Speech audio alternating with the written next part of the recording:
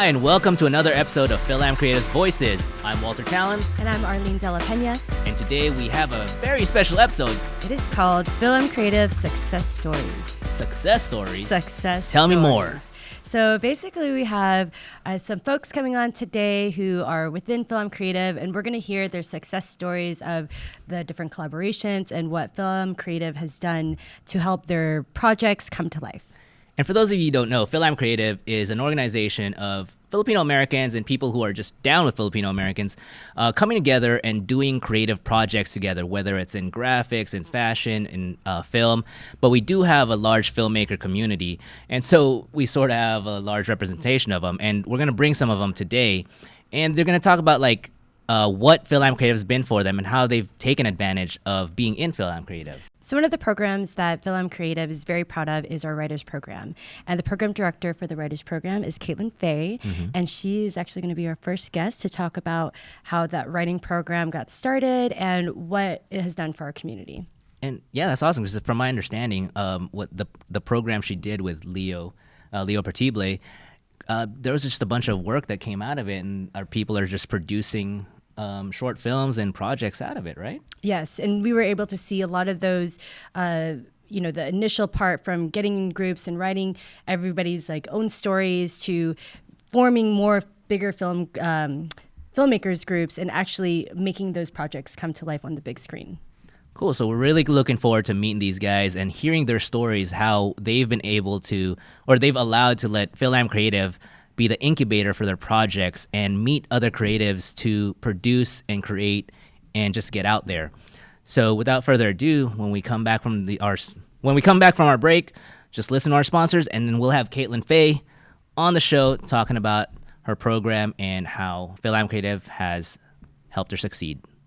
Today's episode brought to you by the good folks at Filipino Workers Center. From the heart of historic Filipino town, PWC focuses on providing programs that help meet the immediate needs of workers and their families, while at the same time building their leadership to take collective action for long-lasting change.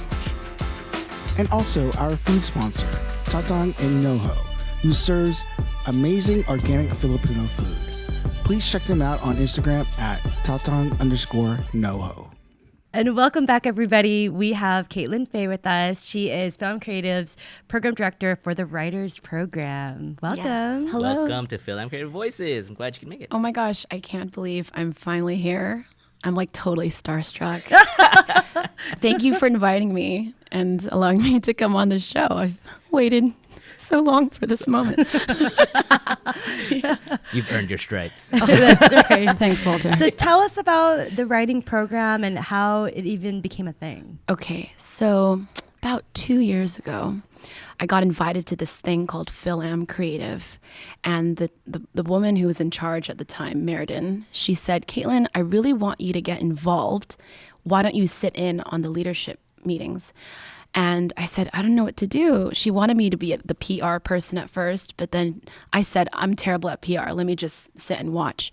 And during my first meeting, I raised my hand. I said, do we have a writers group? And everyone was like, no writers group. And I said, could we start one? I think that'd be great. And people were like, yeah, well, you should start one. And I had started small writers clubs before, but nothing of this size. So I went and I typed up this long proposal, got it approved over a series of months, started bringing everyone together, and then we started meeting up from there.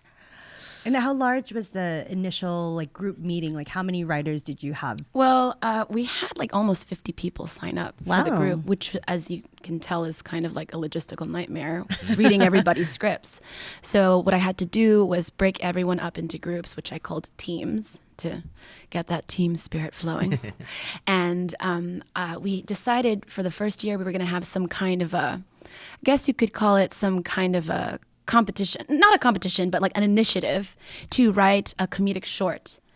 And so people eventually wrote those and turned them in, and we got a good number of scripts out of it. Yeah, and I was actually part of that group. And I mean, that's right. You were in my group, yeah. Walter. Thanks for remembering. Yeah. his scripts weren't very good. The truth comes out. This is not funny. It's okay. I got your back still. I got your back. Now let's talk about your IG. No, I'm just kidding. The Keep it together. I do have to give it to you. Like that was it was kind of a logistical nightmare, to be honest. Are but you criticizing you my have, leadership no, but skills? it's like 50.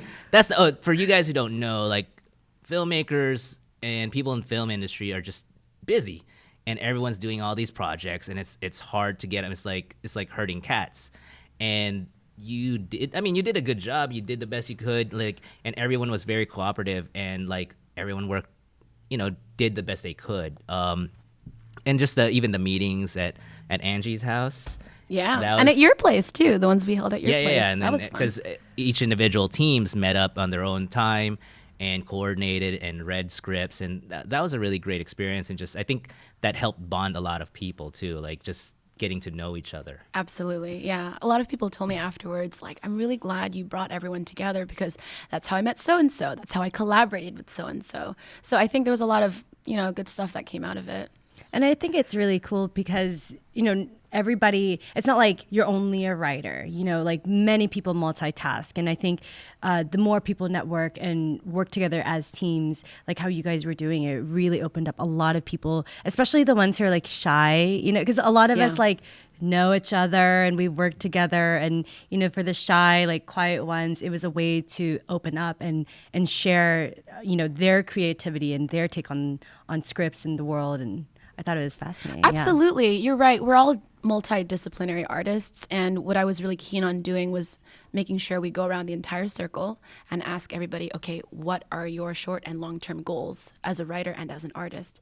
And I made sure to make time to listen to everybody's dreams and passions because that's what we're all here for, right? We're trying to come together as a community so that our stories can get told in front of the camera.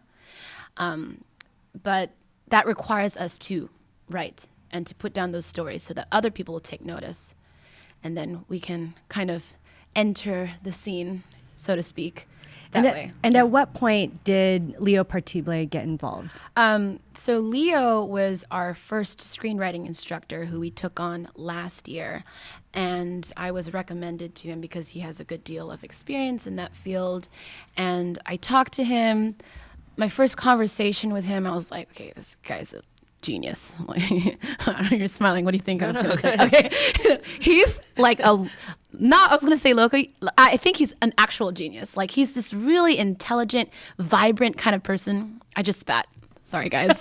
That didn't happen. It's okay. It's in his drink. It's fine. Perfect. He's just got this really great inherent creative energy, and when you talk to him, you kind of get the sense that he's like this 4-year-old kid who's really into what he's into, but he's an adult and he has ways of translating, his knowledge. And so I thought this guy I think would be great for us, and we set up a 10-week course last year, and most of the time we were meeting here in PwC, and he was teaching everyone how to be a seismic storyteller, meaning like he was teaching everyone kind of the basics of creative writing, how to make a feature, what stories sell from a Hollywood standpoint. And from there, lots of people got inspired. We were meeting up in cafes and writing and getting our works getting our writings workshopped. So that's how he got involved. And I do smirk just because the last time I saw Leo, because he's working on a movie right now and he's very rock star emo. So as you were saying that, like he's a genius, I'm thinking like Einstein genius, but then Einstein as an emo rock star. Sorry, but I'm totally telling him you said that. Skip to this part in the podcast. Yeah. Man. Let's see. I'm going to test it and let's see if he comes back and be like, hey. So I'll be like, thanks for watching. I'm Creative Voices. So what was... That's enough, Walter. What was the type of growth that you saw amongst from when the initial start of the course and then after 10 weeks? What was the growth that you saw amongst the different teams or individuals? A lot of people started from many different levels. Some were beginners, some were a bit more intermediate, and some of them were even advanced writers. So everyone was kind of at a varied playing field. As soon as we got to the portion where we were meeting up in cafes and really writing and getting ourselves into small groups and talking about our own individual works, I saw everyone kind of getting really excited. And then we started talking about like, hey, is there any way we can produce this? And, you know, as anyone in the creative film industry knows, once people start talking about producing a work, there's this kind of energy that everyone gets really excited about. And that's kind of what I started seeing on an individual level. And I think you guys have some guests coming on later in this episode. Sure do. I mean, it was just a hunch. I don't know for sure. But I was thinking like, they don't want to just interview me. They want to interview the real superstars. No, you didn't run into them at the green room. There's a green room. So that happened. And that being said, like, let's focus on you. Like, what is your background about writing, and like, what made you get into this?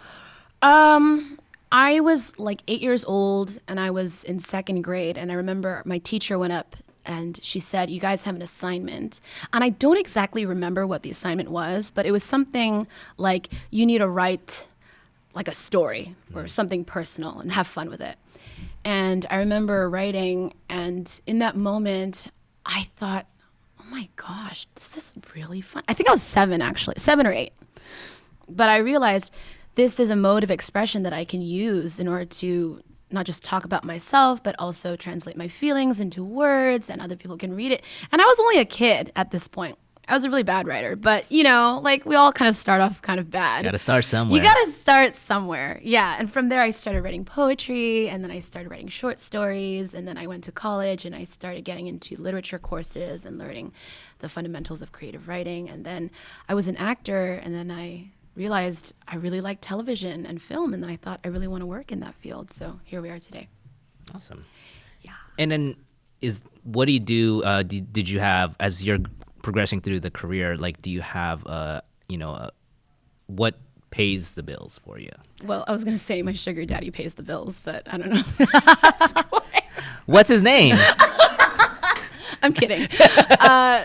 The bills, I work right now kind of as a teacher, and it's mostly substitute teaching work, but I that is kind of like my main thing. As everyone in the industry knows, money can be quite sporadic. So, and I think that's like the charm of FilAm Creative is that, you know, everybody has like these different types of jobs and different types of backgrounds, and all these things that we're talking about right now is done outside of whatever it is that you do to have your own income. And that's a lot of dedication on its own, because like some people, they work, you know, many hours in a day, and it's exhausting. Some people have families, and yet here we are, we're all still able to come together and make these beautiful stories come to life. Here we are. Yeah. No, that's absolutely right. It's a beautiful thing knowing that most of the work we put in is not probably going to bring in this enormous check, and yet you do it for the love of it, right? That's the creative curse. What's the thought of getting the stories out, like you said? Yeah. And I just bring up what you do as your profession, because I think I just want to recognize that, like, teachers, I think teachers are important. Teachers are awesome. And I see it too when you do the writers workshop, or when you or the writers group and stuff like that, and how you guide people. Like, I can see your teaching skills in it, and I think that's great. Oh, like, thanks, Walter. That's very kind of you. you. He's so charming. I know. What I want to be. That's true. That's a fact, actually. How has FilAm Creative changed your life or impacted your life? Met your sugar daddy, right? Yes, I did. I've been very miserable the past year. No, I'm kidding. It's so funny you say that, because I recently got a text from my friend Paulo, and he said, Caitlin, happy 2-year anniversary of joining FilAm Creative. And I said, how the freak did you know that? You're not in FilAm Creative. But he's the one who first came to a mixer, met Meriden, and said, oh my goodness, you need to meet my friend Caitlin. She would love this. And it's funny because at the time, I had started a smaller writing group, and I had just written a script. And I thought, you know what, I really want to make a film, but I'm just too embarrassed to ask my friends to help me. Because I knew so many people in the film industry, but there's just that initial shyness, like, I don't know what I'm doing. I don't know enough people who are like in my boat. And I thought, if I don't do it now, I'm just never going to make it. And I remember getting the text from my friend, and I didn't even read the whole text. I just read like the essential words within 1 second, and I realized they were opening it up for filmmakers to come and submit to LA Asian. And I remember looking up at the sky and being like, oh, this is my sign. Like, now's the time. I'm going to do it. Sorry, I just pounded the table. I got really excited. And I called Meriden up immediately and I said, I want to be a part of this. How can I get involved? And we talked for like 2 hours on the phone. And that's how it started. So it's been really fun ever since. And you had a film that was in LA Asian. Yeah. We're not going to talk about that. I remember, okay, so I saw Caitlin at opening night, and I was like fairly new to FilAm Creative at that point. Like LA Asian was kind of my first intro to I think it was for meeting. most of us. Yeah. Right. And I remember you got your badge. Oh, yeah. And it said filmmaker on it, or director. And you were, oh my gosh, I wish I could have videotaped you at that moment, because you were just like outpour of joy and you were so excited. And I was like, who is this girl? Oh my I gosh. need to get to know her. I want her energy. And Thanks. yeah, and so, you know, it was amazing to witness that and not have even known you, and now I know you. Oh, great. Now, honestly, though, I think we all felt that way. There was a huge wave, yeah. You- We all rode that wave The energy was together. great, yeah. Do you guys know Denise, right? Yes. She whispered to me, we're all flying by the seat of our pants. We're like, we can't believe our good luck. What are we doing here? You know, at the opening gala of LA Asian, that's one of the biggest film festivals, you know, in the city, really. So it was really exciting. It was a great way to start off. And so, like, let people know what you have any future projects coming up, like For the writers group? just in general for FilAm Creative and personally, and how can they follow you? Oh, well, not my dad, right? So, side note, my dad added me on Instagram today and I was like, block. Oh, Yeah. No, he has my other Instagram, but the more appropriate one. He's not seeing that one. so there's a lesson learned for you guys. Have 2 accounts, one appropriate and one the real you, I guess. There you go. Yeah. No. So what I'm doing right now, let's see. One of them is kind of under wraps. I'm not allowed to talk about it just yet, but it's going to be pretty exciting, I would say. Later, after hours, at the karaoke bar.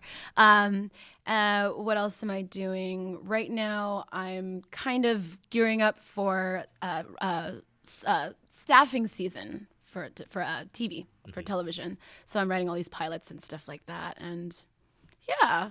Podcast. I'm doing a geek podcast. That's right. Yeah, kind of like the sister to this podcast. You can follow it at Pangeekery. I think I heard that, yeah. Yeah, Walter's in my podcast. Yeah, and you can follow me on Instagram at Pressfay. Awesome. Yeah.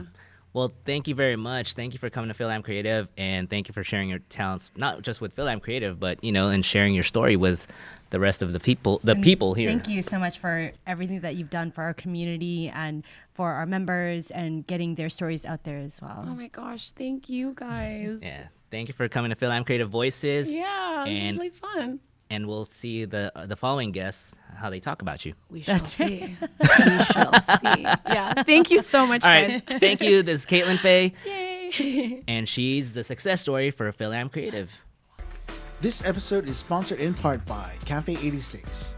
Cafe 86 specializes in tea, coffee, and desserts, featuring ube, the distinctly purple Filipino yam.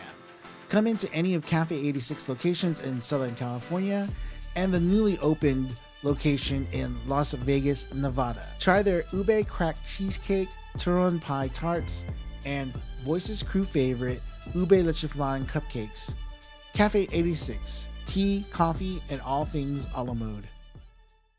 And welcome back to FilAm Creative Voices. We're doing FilAm Creative Success Stories. And we're joined here today by Mark AJ Nazal, Erica Juliet, and Joe Arciaga. Oh man, I was nervous about saying that. That's whew. Welcome to God. It's all right. It's been butchered before. It's all right. Welcome I to usually FilAm. get nasal. Ooh, whoa. Just no. Welcome to FilAm Creative's Success Stories. And thank you for joining us, guys. Thank you. And welcome back. Thank you. Thanks for having me back. Yeah, guess it so worked tell us out. about, the project that you guys are doing currently and how that was brought about through FilAm Creative. Okay, so, well, let me actually start from the beginning. Like in the beginning, I spent most of my career not really having a lot of FilAm interaction, and it wasn't until I met this guy during Kali stick fighting that he told me to join the organization. I didn't really think about it at the time, but as you know, a few years later, the Emmy thing happened, and after that, it almost became a responsibility to do something with it. And one of the things that I really gravitated to was to tell the stories that come from our culture. And I think in one of my earlier interviews, one of the things I did say was that, yes, I want to tell FilAm Creative stories or stories from our cultural background, but I also know, knowing myself and knowing the kind of things that I personally gravitate to, I gravitate to the fantastical. For me, I've always wanted to tell the stories that are larger than life, that come from our culture, and having had the experience on working on all the major TV shows at the moment, like from Gotham to Westworld to Agents of S.H.I.E.L.D., it's given me a much better perspective in terms of how I could bring that to the screen, because it's not anything different that I would do for those shows that I would do for this project. And that's really the beginning of it. And I know, Erica, you've been in this industry for quite a while. I've been fangirling her for a long time. Oh, thank you. So Arlene. beautiful model, actress, producer, writer. And so tell us a little bit more about you and what's going on. I guess as an I'm from LA, and as an actress, I witnessed a lot of politics and stuff like that, and I went to film school and discovered the writer in myself, and went to the Philippines for a year and pitched my script to every single producer in the Philippines. And when I came back, I realized I want to really make it in LA again after all that. And it's still there, but I've been focusing on writing, and I had so much fun being a part of all the writing programs with FilAm Creative. They helped me so much. And now I'm working with Mark on this awesome project. So I actually want to say this. When they told me about the fact that they wanted to do a project with me, one of the first things I told them was, okay, at the time they didn't really have a solid story, so I told them, in order for you to focus a story, maybe make it a little bit more personal, because let's face it, the best parts of sci-fi are when people could relate to them. As an example, right, Buffy is super popular, and one of the reasons Buffy became so successful was because it took a lot of metaphors of, being a teenager and turned them into fantastical elements. Like, as an example, the principal's a snake. In real life, that could be a metaphor, but on the show, it's fact. And on that note, the story for this first film, or this first short that we're doing, called Carmina, by the way, I don't know, for some reason that name just resonates with me because it sounds very Filipino, but at the same time, I think it's accessible enough as a title that somebody that's not Filipino can see it, can read it, and they wouldn't have an issue like seeing it for what it is. But at the same time, it's a very distinctly Filipino name, so I kind of gravitated to that. I told Erica to tell me some parts of her life story, and some parts of that actually ended up becoming the motivation for some of the beginnings of what Carmina's character is. As an example, obviously you can tell that Erica comes from a mixed race background, and the way that we're playing around that in Carmina is what if she's not only mixed race, but she's mixed with something else entirely, something that's supernatural. And that's one of the cornerstones of this, is what else is hidden behind her history. And so, Joe, how are you involved and what do you do?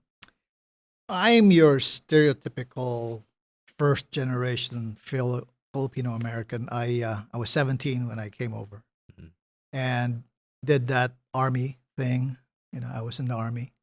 And Go Army. Yeah. Desert Storm, all that stuff. And became an RN after that. Hey, So very, nurses. You are very so stereotypical too. I should And go to that's the okay. post Join the office. Navy. Post office is my next step. Sorry. Yeah. Sorry. So, I realized after all this time just working my, off, I need to do something creative. And that's when I heard about, I brought my daughter, who's a theater major, to FilAm Creative. One of the first few meetings I attended was with my daughter. She got busy. She went to New York, and so when I heard about the screenwriting program, I was like, "Well, take a stab at that." Yeah, and I met Mark, and we then- got along really well, and I think that's really and I one was of the like, best. "Why am I even here?" Because I'm not industry. I'm actually going to answer that, and in so many ways, this kind of tells how humble this guy is. And for one, let me begin by how I even ended up in the writers group. After finishing Westworld season 2, I was in a bit of a funk because I felt like I was doing a lot of these high-profile shows, but I wasn't doing anything creatively fulfilling. And so I actually joined the writers group just to kind of get myself out of that, and it did. But more so than that, I met these great people, and let me actually tell you why I asked Joe to be a part of this.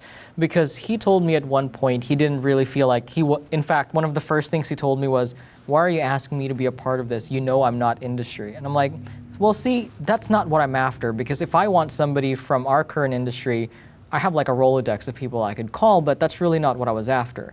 What I was after was a link to more of the traditional Filipino community. Prehistoric. Oh, do not say that. No. Let's just say I wanted to have a link to the mainstream Filipino community, and obviously, us being, let's just say, Filipino-American, there's a lot of it that we're not a part of, and he is. And as an example, actually, and I'm gonna give a little spoiler, there's a character that we wrote that basically is the cornerstone of Carmina's supernatural history, where we decided for that casting for it to be somebody that has a name or had a name at a certain point during their career in mainstream Filipino media. And I had no idea how to even approach that. So I asked Joe, "Hey Joe, I saw that you've been a part of the Filipino Chamber of Commerce. I've seen that you've done a lot of this volunteer work throughout the years, and I think you could be a beneficial part of this, not just by giving an extra value, but also making sure that this other part of the community isn't left out. So it's not just about the Filipino community of the early the 20s and the 30s, but also includes the people that immigrated here that may not be a part of our typical FilAm group. They may be a lot more Filipino than they are American. Yeah. And I think authenticity. Exactly, and I think what he brings to it is he brings that extra audience into it, and he brings that extra relationship that we want to build into the story. I just noticed like what's great about you three and just the group is the different generational differences, and I'm sure you guys have a various experience. And if you can just share since you guys joined FilAm Creative and the writers program, from a personal perspective, what has that brought to you personally? Not just this film that you guys are doing, but just personally, being involved, and since you've gotten involved with FilAm Creative. Ladies first. Well, I guess for me personally, just the sense of community is so powerful and so valuable. That's the main thing that's really helped me personally being a part of this. And as a storyteller, it helped me to grow too, because I've always tried to, as in my acting, I always would think, if only I had a writer to come up with this story or that story, or what story would I write? And it really helped me to realize that I have all of my own stories and life experiences that I can share that are really unique. So it's helped me a lot in that way. I will say that Erica she is the sweetest, most humble, beautiful woman ever. And one of the most dedicated as and well. And very dedicated, because she actually encouraged me to direct, for the very first time, a project that she wrote. And she even filmed at 9 months pregnant. She didn't even look pregnant. Yeah. From the back, you couldn't even tell. I was pretty big. and really even From the back, then she turns around, you're like, I was and even in the final portion of that film, she was so gracious enough to allow me into the recovery room. She had just delivered her baby, and she allowed me to be there to film her. And so, my goodness, you are a powerhouse. So thank you for all of that. It was fun for me, and you're so amazing to work with, and you have a huge directing career in front of you. I can tell. Oh, and nako. I will say this though. I will say this. One of the major things that it did for me was it gave me more stories than I know what to do with, because. Like, you know, the reason we decided to do this as a short was because at first they pitched it to me as more of like a series, and then I realized that was futile because I didn't just want to tell successive stories based on 2 people. I wanted to tell so many more. And because we're doing this as shorts, the characters could certainly appear in each other's shorts, but they could be each of their own sustained stories. And that's really, you know, the goal. And Joe, for you, since you know you kind of have a different pathway that brought you to this, and I feel like you know we're kindred spirits now.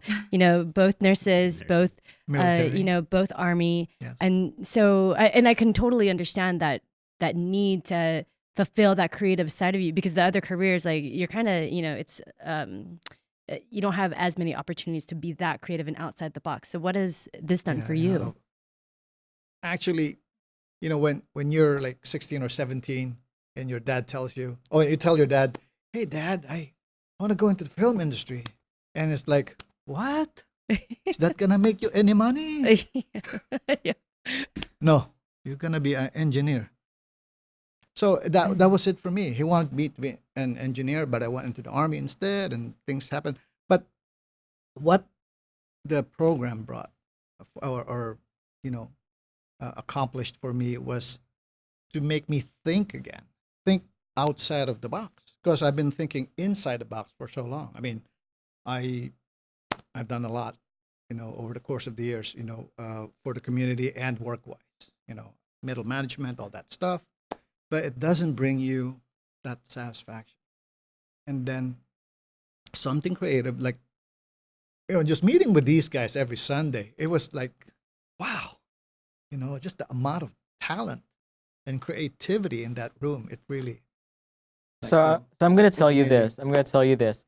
Joe, one of the goals for him this year is even if it's 2 scenes, he will film 2 scenes. And it's going to have some visual effects in it because I know that that's what he wants, and we will make it happen. Even if it's 2 scenes of something that he wants to do, it has to happen this year. Awesome. The pressure's on. The You Joe. can pressure's do on. it. You Pressure's can on. do it. And it's, you know, watching you visibly, I can see that joy. You know, I can see that happiness that it brings for you to even just talk about being able to do something that it took so long for you to actually like focus and do. And so I'm so happy for you. That Thank really you. like I really got. I hope you guys can feel that. I really got to hand it to Mark for even, you know, creating an opportunity to, you know, to involve my generation. Mhm. Because, you know, a lot of stories being told today are very youth centric Correct. and very, Yeah. you know, so. I mean, I think there is a place for that, but there's also a place to pay reverence to a different generation. And if you can find a way to do something interesting that involves both, then you're all the better for it, I think. And yeah, and I just want to say thank you guys, and especially Mark, for you when I invited you to FilAm Creative and you came in. You were hesitant, then you just took the time to get to know people, and just now that how involved you are, it's amazing and really appreciated.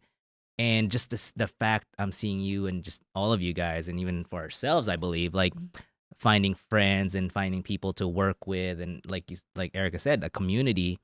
That's a big thing. Like I know when I moved out here, it was just like FilAm Creative was just starting, and it was just there wasn't really that much group. And when I became president a few years ago, like this was the plan, like was make FilAm Creative an incubator, have friends and relationships like this, and for people to be able to collaborate and produce stuff. And you guys, thank you so much for just making that happen. Yeah, no, I feel like I've probably become fans of a lot more people than I realize. Like I'm a big Arlene fan. I'm not gonna lie. It's like I am such a big Arlene fan.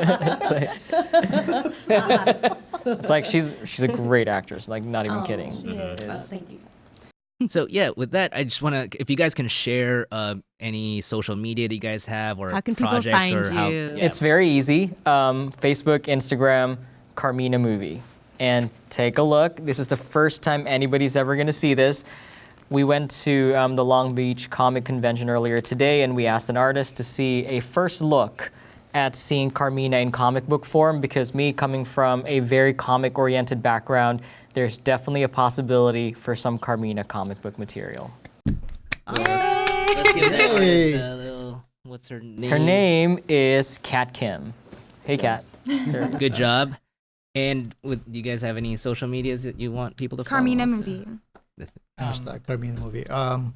You can find me on Instagram, Joe Marie Photo. I do headshots. I all do that stuff. Instagram, Erica Juliet. Mark FX411. Awesome. Well, thank you guys for coming to FilAm Creative Voices and sharing your success stories with us. Just stay tuned. We're going to have more guests. And welcome back to FilAm Creative Voices. And we have Romel and Daya with us today. From Romix. Productions. Hey, and DJ. Yeah, DJ Rom in the house. We got the veterans up in here. That's Yeah. right. Yeah, Army and Navy. Navy representing. Awesome. Welcome to FilAm Creative Voices, and which is our continuing the continuing segment of FilAm Creative Success Stories. So, Romel, tell the audience what is it that you do, and what your process has been like, or what's been like since you've joined FilAm Creative. So overall, I'm a filmmaker, but my concentration is more directing. But in the indie world, we do all types of jobs, and doing other positions, you get more experienced in filmmaking. So I like doing that. What made you join FilAm Creative? And yeah, let's start with that. With FilAm Creative, I was I knew about them through Facebook. So I saw the Facebook group, and then I started making films, and some of my films got into the LA Asian Film Fest, and I noticed that they've been promoting me, and so I was like, oh, cool.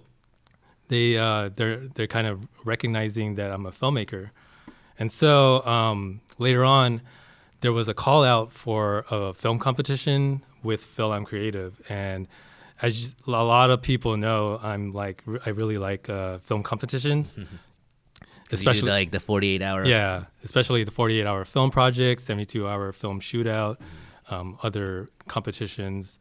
And so I wanted to try the FilAm Creative competition. And so went out to the meeting, and I noticed that I thought there was going to be 12 people there. Actually, 20 or even 25 or 30 people showed up.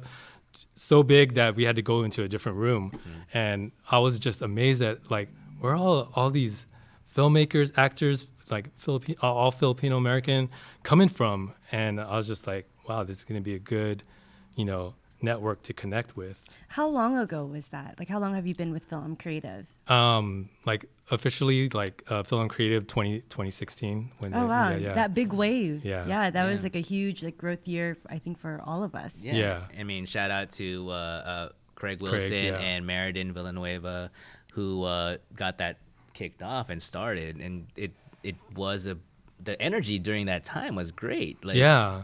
And what's funny was I met Meriden at the collaboration leadership conference or whatever. I forgot what it's called, but it's through collaboration. And I met her there, and she was telling me, oh, wow, we should connect because I'm Filipino and I'm an actress and I'm a filmmaker, and we should we don't have that type of network. And then I saw her at the meeting, and I was like, whoa, you're here. And then I was like, oh, this is cool.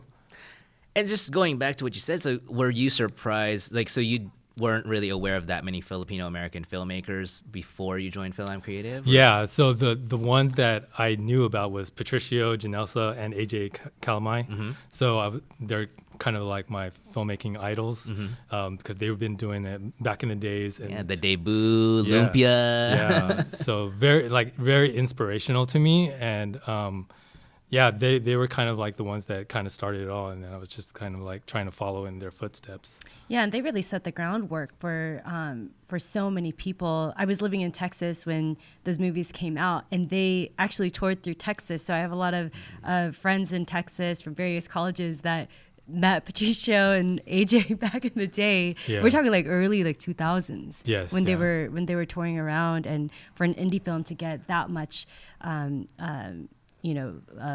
viewage and awareness to the community is enormous. Even going back to when we did that Long Beach Comic Expo, there was in the audience there was an audience member there who met them back in New York, like when they were filming in New York or doing the tour. I'm like, wow, those guys really they really reached people. Yeah, for sure. And hopefully we're like starting it again and doing a much bigger wave, you know.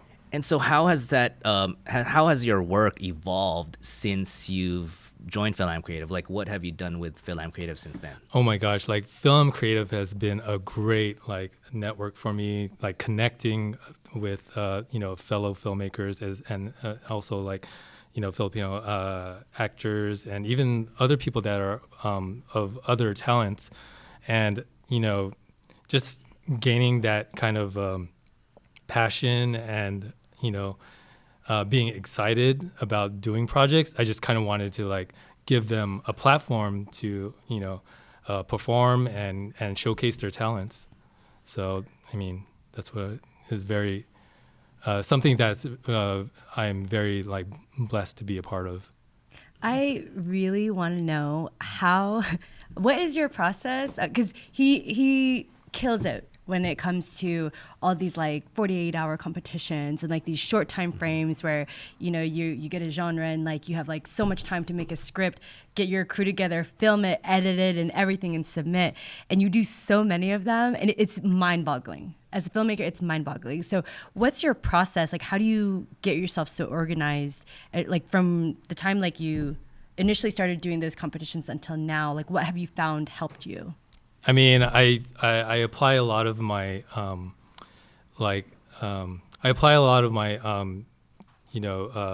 know-how from the military into my sets, and so I'm not like you know how it is in militant. Military, not militant. That's the Navy speaking, right? We don't want to scare people away. The discipline. Yeah. He's talking about the discipline that how comes with the military. Scheduling. Yeah. So Yes. I take those skills and I apply it to my set. And but I make it something that everyone can gain from. I can't do it by myself, and I need that dedicated crew to help me out. So, which is funny because when I got out of film school and I came back after deployments, and I tried to explain to people that a film set is very similar to a military. True. It can be. It's like a lot of waiting, accentuated by a few seconds of excitement, right? Yeah. Hurry up and wait. Yeah, hurry up and wait. But then, that's like a professional set, like a network set. It's just like boom, boom, boom, boom. It just happens so quickly. And I think that people in the military just has that like organization. I'm not saying civilians don't have it, but I think military helps train you with that. It's almost like a very rigorous. It's like everyone has their role, and you everyone depends on each other, and you have to like nail that role, or else the ship sinks. What did you do in the military? I was an electronic technician, so totally different field than filmmaking. So did you have like a passion for filmmaking prior to the military, or just something that you definitely more over time? No, I mean back in the days, when your dad has the camcorder, I was the one who picked it up and filmed the family trips. Made my little short films with my brothers and my cousins. No one will ever see those. Send us the footage. Roll the clip, Rodney. No, I'm just kidding. But yeah, that was like the beginning of like the early filmmaking and just experimenting, and then from there joined the military, and then didn't go that route, and then I got a second chance. Just out of curiosity, like how did you edit your like very early and first films? Oh, just start and stop. Wow. Yep. Start and stop. That's it. Some will never know that So, like, struggle. yeah. So like if you mess up at that take, oh, we're doing it again. We're doing it again. We can't move on until like, you get that take right. So it's And do you feel that helps you now in the digital age? just The cuts and edit, like using that analog experience. oh yeah. Editing in my head, Yeah. So that's helped me a lot. So Awesome. And tell us, you've worked with Wong Fu also, right? And so like, how did you, like get into that world also? Oh, okay. So with like Wong Fu Productions, back in the days, I was part of a documentary called Uploaded, the Asian American Movement. And it was a documentary that kind of documented the time of 2011, 2010, 11, 12, where new media was coming up. And we wanted to mark that time where, a lot of Asian Americans were utilizing YouTube to branch out because Hollywood wasn't doing it. And so we interviewed Wong Fu Productions, got to know them through that. One of my friends, Dan Matthews, was part of International Secret Agents. It's partly co-founded by Far East Movement and Wong Fu Productions. And so I worked with them as a lead editor for about a year or two. And that's how I gained my connection with Wong Fu Productions. Oh, nice. And do you say, when you do your films, do you have a specific theme that you like to focus on, or like a feel for your films, Oh yeah, definitely. I mean, a lot of my films are pulled from like life experiences, of course, and also experiences of like, when you're talking with your friends, they start talking about their life, and you're like, wow, that could be that. I see that as a film, so I start writing it down, and then of course keeping them anonymous, But then, a lot of my stories are about like, fate, regret, the missed opportunity, things to come, a lot of time travel films. So what upcoming projects do you have in the works? Oh, I mean, there's so many, but like I'm trying to narrow it down to a couple of projects. But right now, 2 web series that we're working on. Hopefully, I'm gonna write my feature film this year, so I'll go into production next year. And real quickly, for the people watching this, can you explain to them what the Romix universe is? Oh, well, the Romix universe, if you go online and watch a couple of the films, you can follow the characters, and they're all part of each other. So just like, the MCU, I have the Romix Productions universe, Romix Cinematic Universe, where you can follow a certain character in other people's films. So you get to learn about the characters as you watch the other films. Cool. And where can everybody, our viewers, where can they find you social media wise? Social media, I'm RomixRom on Instagram. Follow the production company, romixproductions.com. Yeah. What about any turntablist gigs you got going on? Oh, I'm with the DJ. side gig. Thursday nights, Wolf and Crane. There you go. So, And let me ask you real quick. Since you've been with FilAm Creative, yeah. who have you collaborated with the most and why? So through FilAm Creative, the person I've collaborated with the most is Homer Dulu. He's my director of photography for most of my films, and I've been blessed to work with him. We worked on Uncle Eddie, which was the first film that we worked with together, and we never met in person, and we met on set, and we just kind of clicked and had kind of like the same kind of goals with FilAm Creative.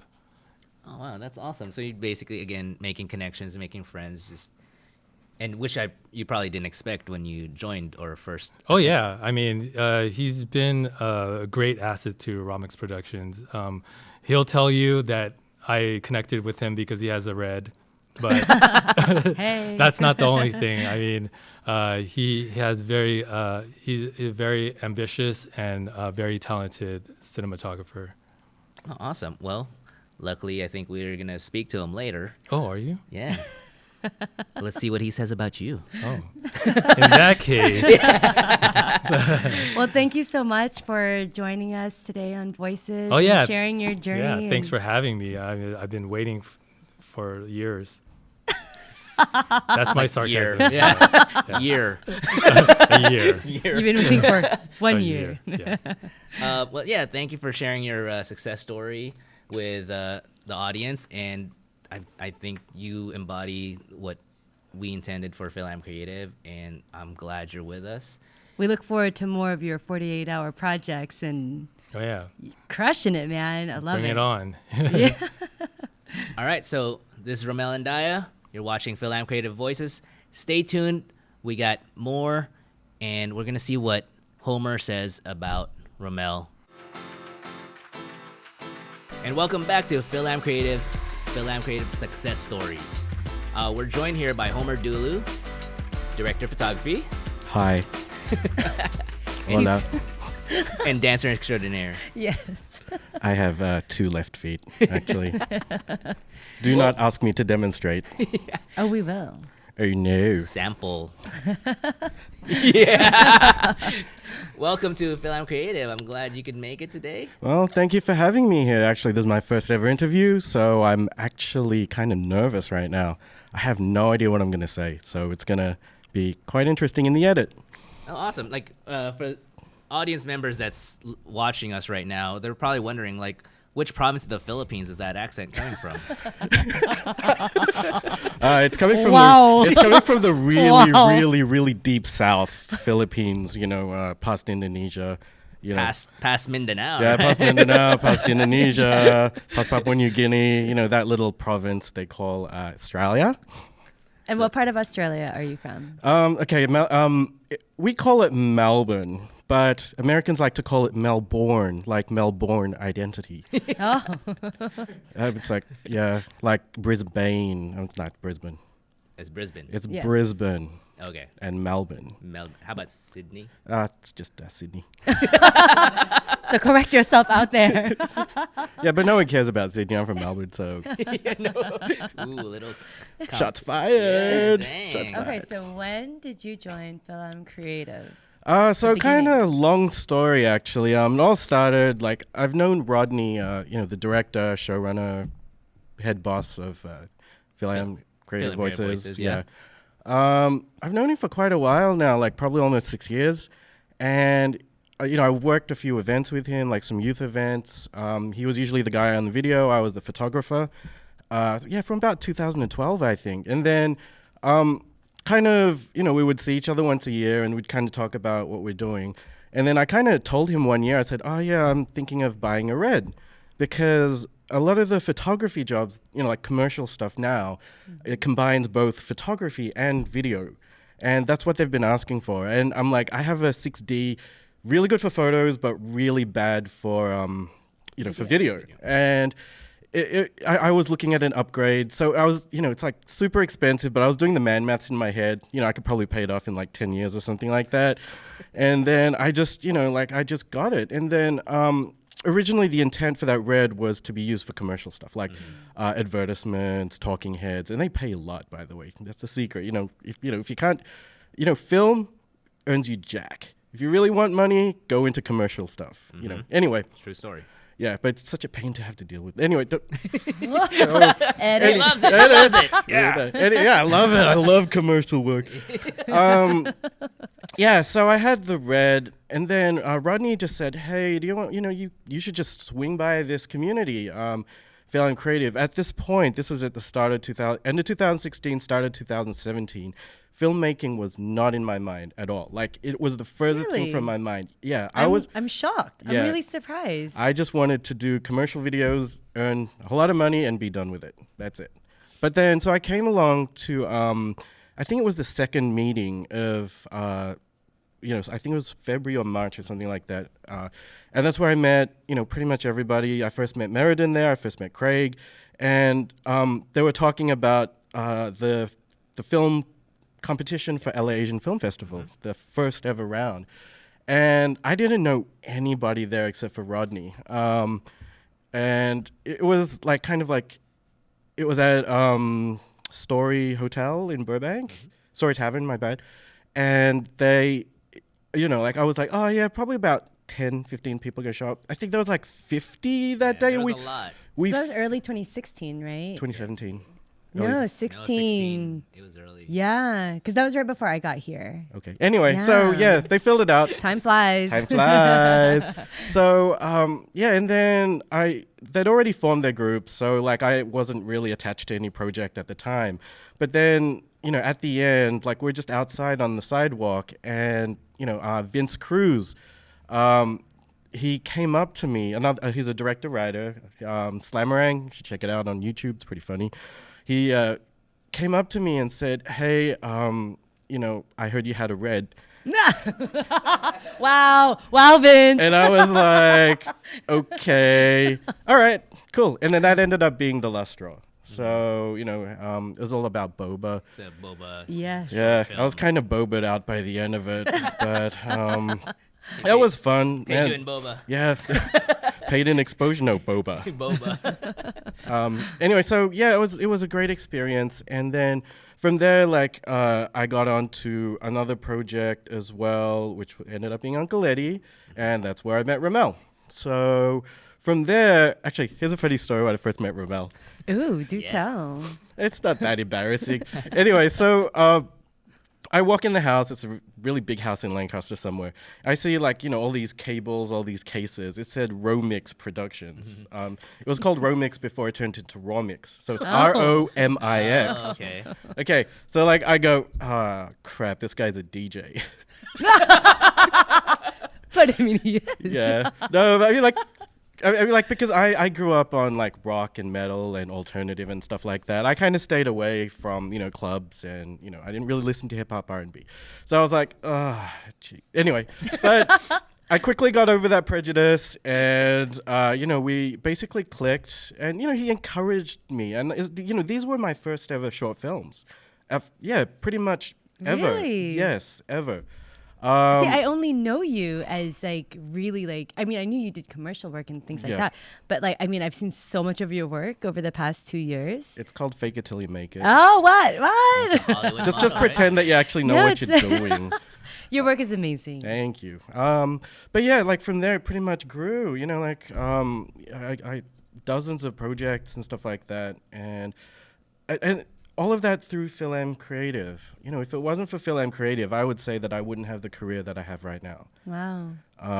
It was just just so blessed, so fortunate, just to actually get all these opportunities from one chance meeting for me to just show up. Actually, Rodney was late. He was super late. He wasn't answering my calls. I was sitting at a burger joint near Story Tavern, and I was like, oh man, I'm not feeling too good. I want to go home. I was actually this close to going home. And then what do you know? Rodney calls me and said, hey, where are you? I'm like, oh, I'm just down the road. I was thinking of going home. He said, come by. And so I thought a bit longer. I was like, oh, might as well. Who knows what would happen, right? A lot of these things kind of happen. And Baguio was talking about it earlier, is that there's a reason for these things happening. I was ready to walk away. I was ready to just go back to doing commercial stuff, but I just that phone call came just at the right time, and I decided, all right, I'm gonna do this, and it's basically this is where I am now. Can you talk about the project that you did that you DP that is it on Hallmark? Oh, it's Hallmark or actually on Lifetime? BET. On BET? Yeah. So you guys probably know about Lumpia 2. That was I had been filming for the last couple of years. I started off as C-cam, kind of as an afterthought, and then just kind of went up to there. But one of the producers from Lumpia also works with this company called Tridestin Studios. Okay. And they're the ones who produced this movie called Throwback Holiday. What happened was there was a scheduling conflict between the DP and the production, so they needed somebody to kind of fill in, for a week or so. And the producer just called me. His name's Jeff Flam, great guy, love him. He called me and said, "Hey, do you want to step in? Help? fill in as a DP on this feature. And I'm like, oh crap. You know, I was kind of, I just like, you know, like me thinking, oh, maybe I shouldn't go to the meeting. I was like, you know what, I might as well do it. You know, had a great crew. Actually, I knew quite a few people from that crew because some people from Lumpia also worked in Throwback Holiday. And after that, you know, like I got to experience what life is like on a big set. You know, like I was like, oh man, I could tell all these people what to do. I could just put my feet up, not do anything. No, it was pretty sweet. I worked pretty hard. Yeah, got. And it came out during Christmas on BET and also on streaming. It's on Amazon and iTunes. My family, it came out while I was in Australia for a vacation. I was in Australia during December, January. So I missed the premiere on BET because I don't have BET in Australia. They're kind of like 20 years behind on entertainment and internet. So, when I got back, and then my parents came to visit and we, you know, decided, hey, let's just watch it. I found it on Amazon just randomly browsing. I was like, oh crap, people actually going to pay for this, to watch this? So I watched it. I was pretty happy. You know, it was like, oh man, this is like my first ever big feature film project, you know, and it was on BET, it's on iTunes and Amazon. It's huge. That's Huge. I don't know, is it really that Yes. big? I just think it's not really that much. I mean, How did your parents take it when they saw it? my mom liked it. It's one of those go back in time, fall in love with the right guy when you go back. Sounds like raw mix. What's going on I here? know, right? There's a constant theme happening here. But yeah, it was a great experience, and then I was able to take those skills and put it into Lumpia too. You know, because I ended up being the DP of Lumpia as well. So we've just wrapped on that in November last year. Photography. Yes, and we're in the editing stages right now, and I can't wait to see how it looks. I got to see a rough cut, by the way. Oh, cool. Oh, Tell us. Sorry, AJ, later. don't kill me. I'll leave you guys to, just imagine it in your head. We'll get footage. Yeah. Well, and then just talk about like you kind of alluded to it, but the kind of friendships and bonds that you've created also, like aside from work, like. Yeah. So like pretty much everybody in this room right now, like, is a friend of mine I've met through FilAm Creative or through Rodney. And it's kind of like a brotherhood, sisterhood of like-minded individuals who want to see Filipino creative talent succeed in the wider industry. I mean, I'm still at the beginning of my career, and a lot of us are still kind of like there. But as you mentioned previously, FilAm Creative is kind of like that incubator. And, this is where somebody like me who has no film experience whatsoever can just come in and say, hey, I'm available, where can I help out? Just even as a PA, here I can, help out in whatever. And it's a great place to meet people who have more experience than you. They'll teach you stuff. I learned so much being on Romel's sets and, just seeing how other people did stuff. And, as you said, this is, how come it looks like you know what you're doing? A lot of it is just sitting there and watching, observing, and listening. Mm-hmm. A lot of people like to talk. I like to talk. But on set, sometimes, especially if you're not, one of the heads of department, sometimes it's good to just sit there and listen and just absorb what's going on around you, because you can take those lessons into your next set. And I think the great thing about you, Homer, one of the things that I really love about you, this guy's so humble. Mm-hmm. Everybody who's been on here, really, like today, everybody's so humble. And this guy especially, because I'm seriously like so surprised that, you really are at the very beginning. And I thought, you had been doing this for a long time and you're so professional in every set and you give back. And I think that's the thing that sticks out for me with FilAm Creative is that, we all learn from each other, we all help each other, and we all give back to each other wherever we can. And Homer was our DP for Erica's story, her short, my very first thing that I've directed, Baby on the Way. And I literally was like, I don't know what I'm doing. And Charles Gray was also very encouraging. And I mean, like You were a lovely director. I mean, I used stuffed animals for like I don't even see. I can't even think what it's called right now. I'm like so tired. But Previs. yeah, like just You were like prepared. That's the thing. my shot list. I used stuffed animals and I named it all the doesn't matter. Like you were able to like, communicate. What you wanted. I mean, yeah, that's the important part, That's right? the Just being important able to part. communicate to your But crew. it's really because I had a fabulous team who's so supportive. Instead of kind of eating me alive, it's like Yeah, the no. green one. yeah. It was very encouraging, and all your kind words and your notes. It was very, very touching, Homer. Thank you. Setting aside your humility for a second, like let people know how they can follow you or stalk you. I have a personal Instagram and a professional Instagram. My personal is Homer Dulu, and my professional one is Drop Bear Films. Do we have time about this? No, don't worry. Look up what a drop bear is. Yes. And that's what I would say. And yeah, that's basically, and also, my Facebook, Homer Dulu. Do you have any upcoming projects? Right now, no, because I am. Nobody wants to. No. Let's go back. Let's walk that back. No. At the moment, I'm concentrating more on like what we're gonna do with Lumpia this year as well. And usually around this time, especially for a DP, it's a little bit quieter because it's pilot season. People are writing stuff, preparing for the upcoming year.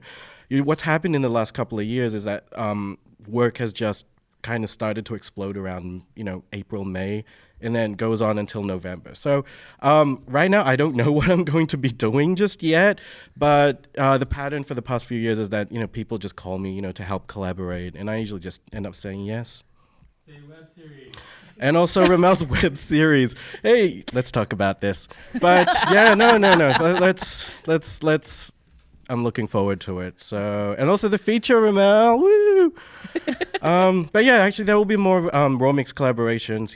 Obviously the 48-hour stuff as well that's coming up. So yeah, there's going to be quite a few things in the pipeline. So I just want to say thank you for. Oh, sorry. One more thing. Can I just say one more thing? Yeah, sure. If anybody has any cinematography related questions, or like they want to learn a little bit more about the craft of cinematography, please send me a message, through Instagram or through Facebook. I'm always up to, to pass on this knowledge, to teach, other people, to do that. I know that I'm still at the bottom level, but I still feel that I can contribute at least a little bit more, like knowledge, to people who wish to seek it. And usually the ones who wish to seek it, they're the ones who end up, growing. They're the ones who end up breaking out because they always want to get better every single day. Yeah. Awesome. Well, thank you, Homer, for joining us. I'm Walter Talents. I'm Arlene De La Pena. And you're watching FilAm Creative Voices, FilAm Creative Success Stories. We're doing a special episode called FilAm Creative Success Stories. And we have here is Meriden Villanueva.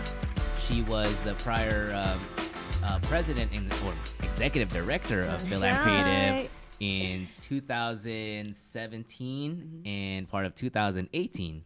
That is correct. Welcome. Hi, guys. How I'm you so doing? excited to be here. Feeling great. How about you guys? How you doing? Good. Great. So I just want to know, like, being the executive director of FilAm Creative, how did you get into that position, and like what made you want to become an executive director of FilAm Creative? Well, I joined FilAm Creative 2013, so it's about 5.5 years now. And I was part of the board, but I wasn't as involved. So I guess after 3 years, just attending some of the networking events, and I know that it was you, Walter, that when you became the executive director president in 2016. I feel out of place. I was actually re-inspired to like be more involved again. And I think that was kind of like the stepping stone to be like, shoot, let me get an event under my belt. So I help produced the Dodgers event with under Walter's guidance. And then I think at the end of the year, we had like a board meeting and we were discussing new positions. And to be honest, it was like when he was stepping down, no one was raising their hand to step Hunger up. Games. It was the Hunger Games. I literally was like, oh no, what's going to happen to FilAm Creative? And I'm like, shoot, this is going to be like my senior year. So I was like, I volunteer as tribute. And I was like, oh my God, I don't know what I was going to do. I just knew that I wanted FilAm Creative to continue because I felt like we were kind of slowing down. I think there was actually a point where we're thinking about kind of just disbanding FilAm Creative because it was just very hard to get a high attendance. I think we've been averaging maybe like 10 people. I don't know, at least to the ones I went. Before I became president. Before I mean, it really depends on the different Whoa. events. But I know through my experience, I felt like they had to be like maybe a new voice, a new face. And I figured, why don't I give it a try? It was like perfect timing because in 2016, that's when I quit my full-time job. And that's when I started acting. So I, registered with different casting websites, different casting companies. I got an agent and I finally embraced that freelance life. I've never done that before because I was so used to like the 9 to 5 kind of job, full-time salary.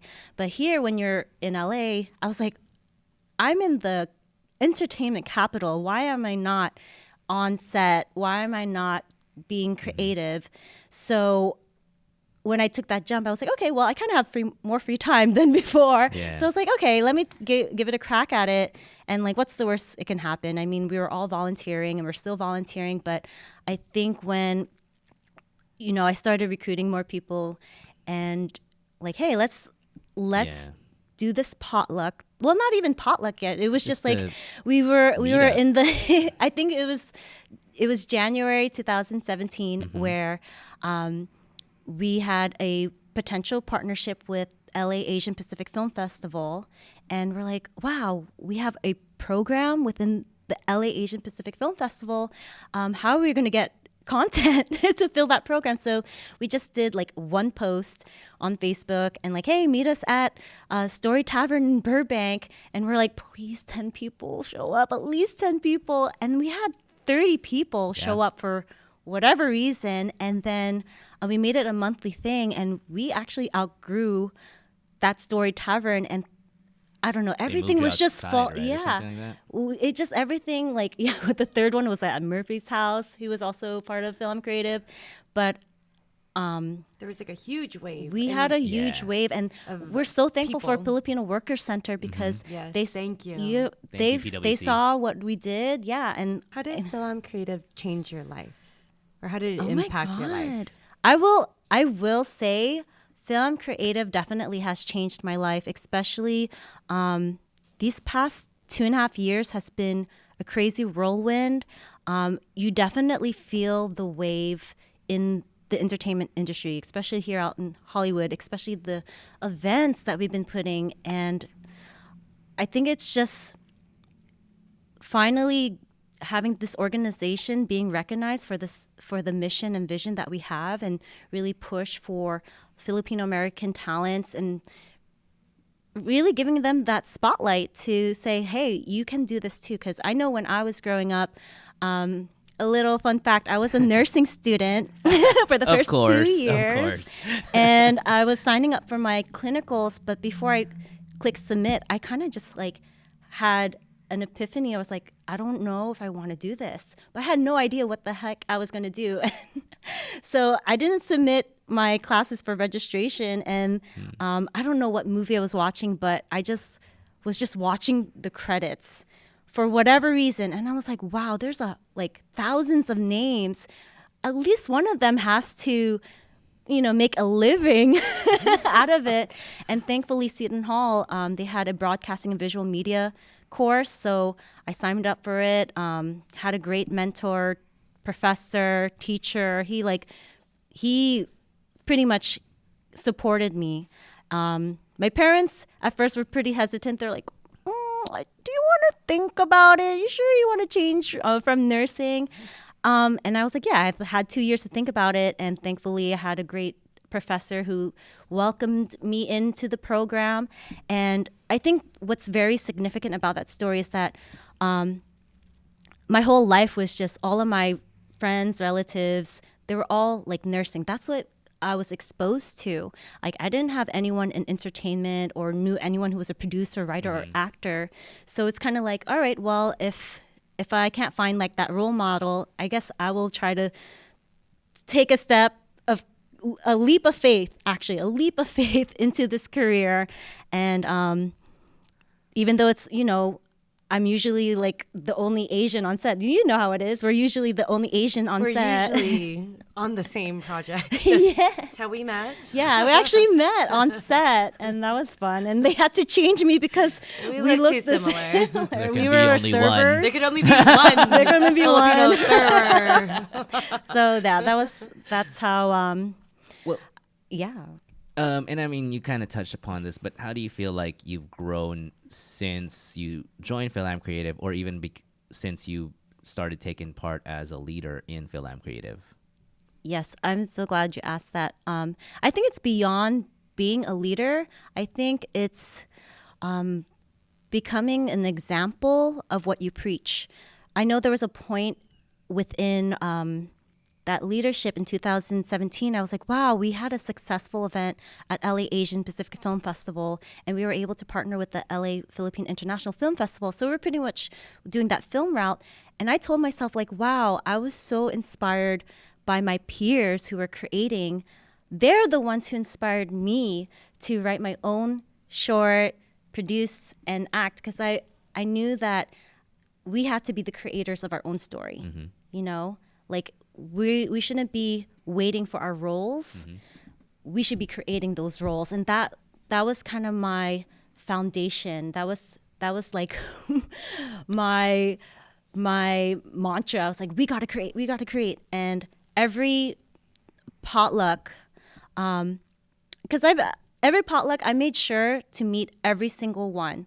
Because when I went to other events, and remember, I was just starting, there was no one approaching me, and I felt like I remember that feeling. I was like, I want to leave, because like one, it was very intimidating, and no one wanted to talk to me. That I was like, man, if I ever produce like an event, I want to make sure that everyone who walks through the doors feels welcomed.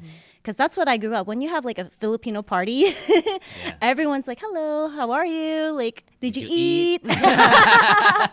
So like, I made sure, like, it was, a long process, but it was so worth it. And we definitely want to thank you as a community and as peers and friends that you really helped spearhead that vibe to the entire community. And even, when you had asked me to meet up, and I didn't even have a clue that you were the executive director. And I was like, oh, yeah, you want to, let's just grab coffee. And she's like, come with me to a leadership meeting. I'm like, oh, but, I just want to observe. Like, I was like, what did I just agree to? And it was like, it was so, like, nonchalant, and I was just like, oh, yeah, okay, she's nice. She seems friendly. I'll be honest with you. I kind of like to not let people know yet, like, who I was, because I don't want them to have like, oh my God, she's the president, I have to change who I am. No, like, I'm just the same as any other person out there. We're just really fighting our battles, trying to hustle every single day. So I purposely did that because, like, I didn't want people to be like, oh, she lied to me. No, I didn't lie. I just didn't tell her. Well, she can find out later. Yeah. And then look where we are. Like, we're doing a podcast. We have a and, podcast, guys. Like, it's just been amazing. And you guys are oh my God, they are like so cool. My It's weird so brother. fun.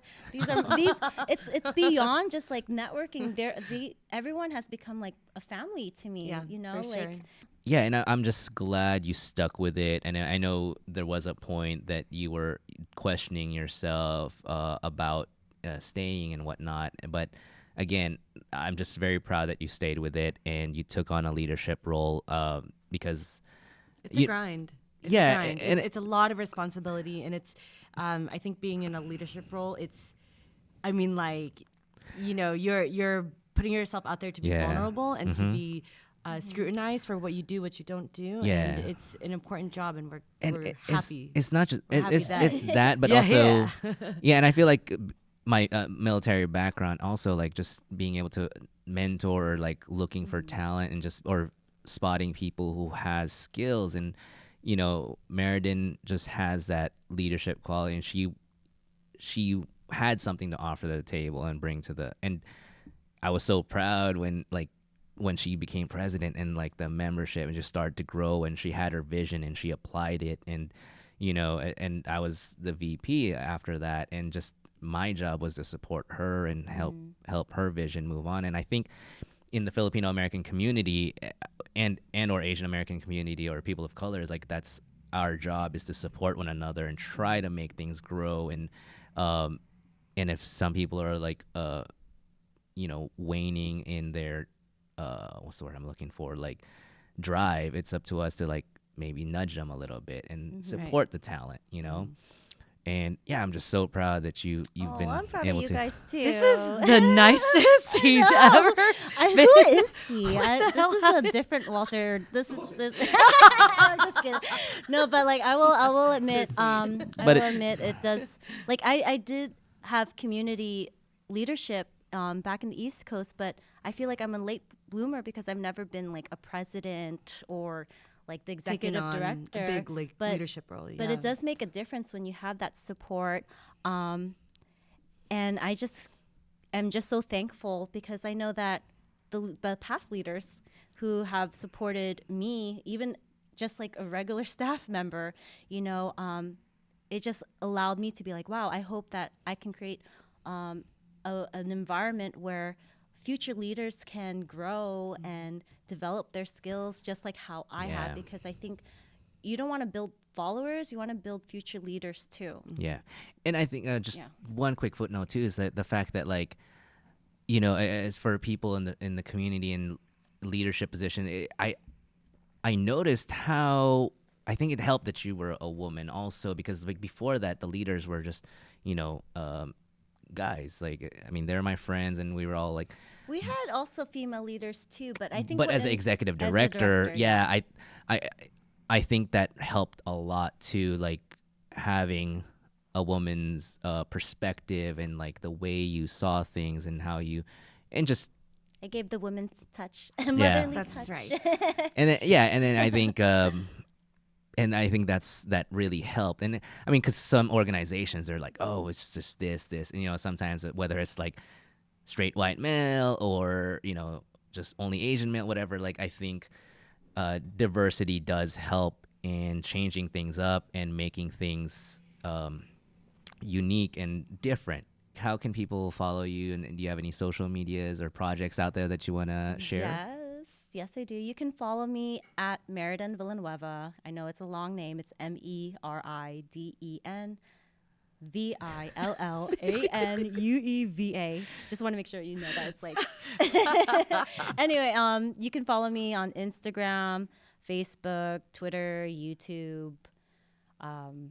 I did produce The Coconut Chick. That was the short film that I mentioned, and it actually got another screening. Oh, nice. At another festival, Soma Film Festival in the East Coast. So I have to find a way to get back to the East Coast and trying to run the film route as much as possible and produce more stuff. So just be on the lookout.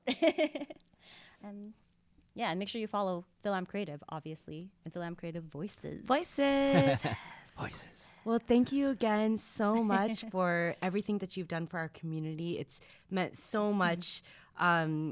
You've literally become one of my sisters We're here. twins, actually. Yes, with our weird brother With that our we love brother. so much, who has a heart every once in a while. Who knew? Oh my God, you like brought it out of him. I didn't even think that was possible. What was that? You're welcome. The $500 that she gave me, but I knew it. It's that Hennessy that was slipping. Who do you think paid for karaoke last night? Really her. Hey, have a good time. See, that's what I love. Like, you can have fun and and still create like amazing stuff. So yeah, it's a great balance. I wish I've came here sooner to LA. Well, thank you Yeah. again. And this has been another fabulous story, success story of FilAm Creative. Voices. Voice. Thanks for watching. I'm Walter Talents. I'm Arlene De La Pena. You can find me on Instagram and Twitter as Man of Tales. And my IG is Arlene_De La Pena. Please don't forget to subscribe to FilAm Creative Voices and FilAm Creative on Facebook, Instagram, Twitter. And just don't forget to hit that like and subscribe on our YouTube channel and all our social media. And you guys will learn more about our upcoming episodes. But thank you for joining us. This is FilAm Creative Voices. Good night.